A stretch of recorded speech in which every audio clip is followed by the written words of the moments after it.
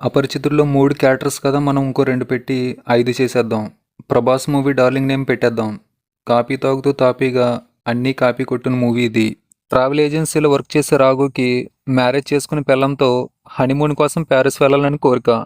తర్వాత సైకాలజిస్ట్ అయిన నందినితో marriage fix అవుతుంది. పెళ్లి అవుతుందనగా నందిని తన బాయ్ ఫ్రెండ్తో జంప్ జలాని. దీంతో జీవితం మీద విరక్తి చెంది చచ్చిపోవడానికి సూసైడ్ స్పాట్కి వెళ్తాడు. అక్కడ తన మనసును మార్చి ఆనంద్ రాఘవ్ను ఆపుతుంది. తర్వాత ఆనంద్ని ఇష్టపడడం, పెళ్లి చేసుకోవడం అన్నీ తనని కలిసిన 5 గంటల్లోనే జరిగిపోతాయి. ఫస్ట్ నైట్ రోజు ఆనంద్కి మల్టిపుల్ పర్సనాలిటీ డిజార్డర్ ఉందని తెలుసుకుంటాడు. 5గురు విభిన్న వ్యక్తుల్లా ప్రవర్తిస్తుంటుంది. ఆనంద్ని కిస్ చేద్దామనుకున్న ప్రతిసారి వేరే క్యారెక్టర్ వచ్చి రాఘవ్కి చుక్కలు చూపిస్తుంది. అసలు ఆనంద్ ఎవరు, తను ఎందుకు అలా మారింది, తన భార్యని తిరిగి ఎలా మామూలు మనిషిగా మార్చుకున్నాడనేదే స్టోరీ.